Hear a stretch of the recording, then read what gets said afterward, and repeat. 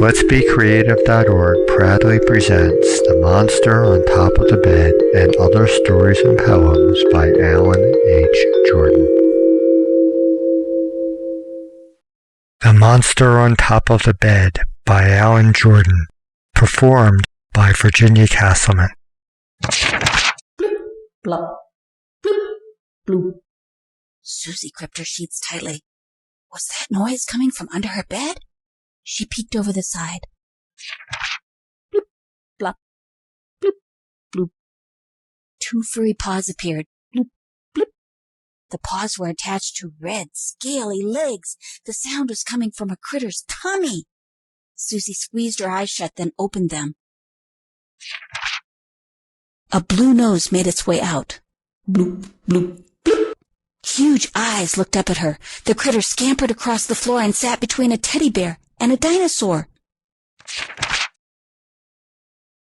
Suzy scooted back under the covers with a little yelp, covered her head, and then said, "You're welcome to stay until I say nay, and then it's time to go, and you can't say no," just as Grandma had taught her.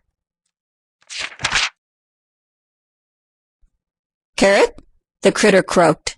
Suzy peeked out from under the cover. She saw the critter amid her toys. She took a deep breath and asked, "Do you want a carrot?" "My name is Karrit. Karrit, he said in a shaky voice. "My name is Suzy. Suzy." Karrit hung his head, rubbed his tummy, and let out a soft moan. "Are you sick?" asked Suzy. Slowly, she came out from under the covers and went toward the critter. Karrit shook his head. "You've scared me every day, but I'm not afraid at night." Suzy got off the bed and sat down on the floor near the critter. "I've scared you?" It was hard for Suzy to believe this. "When you jump up and down on the bed, it goes boing, boing, boing, and I'm afraid you're going to squash me. When you run around and around, the floor goes boom, boom, boom.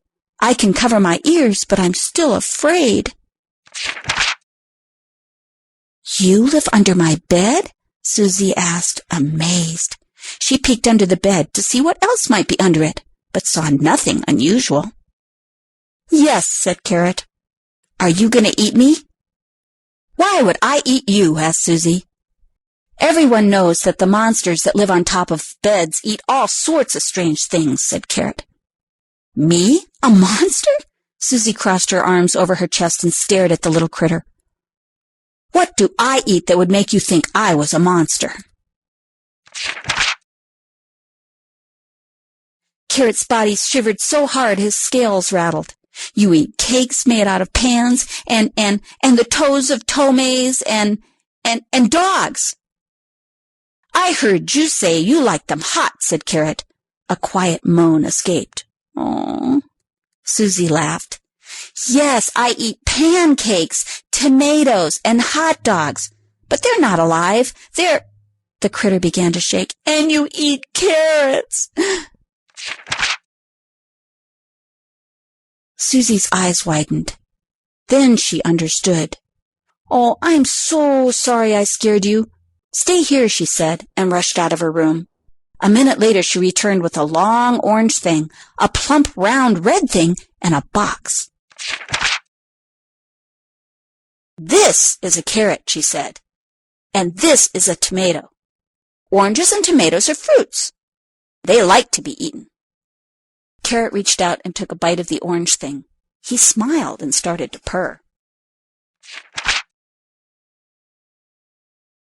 Suzy pointed to the round red thing. "See, tomatoes don't have any toes." Karrit purred. Suzy held up a box of pancake mix.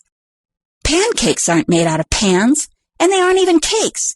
They are—" "Suzy, honey, you need to go to sleep," said Suzy's mother, opening the door. Karrit scampered under the bed. Suzy looked for him. "Are you looking for something?" Suzy's mother looked around. "I was looking for Karrit. He ran away when you opened the door." "You're looking for a carrot under the bed?" asked Suzy's mother. "And this carrot can run?" "He's a critter, and he spells his name Karrit. What does he look like? He's small and his legs are kind of scaly, like a dragon. Is he a monster? Asked Mother. No, said Suzy. She giggled. He said that I'm the monster on top of the bed. From far underneath the bed, Suzy heard Karrit purr and say, You're welcome to stay until I say nay. Then it's time to go and you can't say no. Mother nodded, kissed her on the cheek and said, Sweet dreams. Wait, Mom, if Karrit thinks I'm a monster, does that mean I can't say no when he says it's time to go?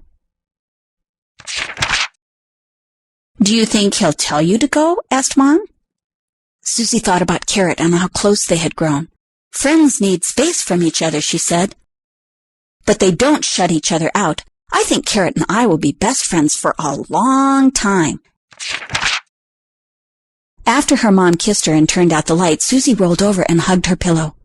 Good night, Karrit with a K, she whispered. Good night, Suzy with an S, said Karrit. Suzy smiled, closed her eyes, fell asleep, and dreamed about all the fun she was going to have with her new friend. The end. Before we say goodbye, it is my pleasure to share with you some of my poetry. These poems come from my book and CD set, Poems to Tame the Monster in You, and others too. Enjoy them. More than a dream. Now, I am the Poet Laureate, it's official, yay. I am the Poet Laureate of For-Something Way. I am the Poet Laureate of my house today. I am the Poet Laureate, writing words of wit. I am the Poet Laureate, inspired by Zit. I am the Poet Laureate, Billy Collins fame. I am the Poet Laureate of my house today. Soon, I am the Poet Laureate of the USA. I'm making a list of the things I need to say and do to make people happy for me and for you. It occurs to me that this list should not need to exist. Shoulds and should not need not be done. Perhaps better guidelines are happiness and fun. Fun. Crunch, crunch, crunch, crunch. Crunch, crunch, crunch, crunch through the snow. Crunch, crunch, crunch, crunch. Crunch, crunch, crunch, crunch. I do go. The wavy line theory. When I can't draw a perfectly straight line, I don't try. I draw a wavy one instead. Everyone thinks it's supposed to be that way. Pure gangster. Years ahead of its time, this 1938 Phantom Corsair with visionary lines and wide white walls that wow. It looks like a gangster's car. It isn't. Fantasy. My imagination goes wild on this hot August night, winning it in a game of 7-card stud, seeing the disappointment in the faces of Ness and Capone. Back to reality. Here I am in 2004, in a museum, able to reach out and touch the future of the past in the present. Eat your heart out, Batmobile. Season shift. Crisp air makes breath show. Bear begins to hibernate. Fall into winter.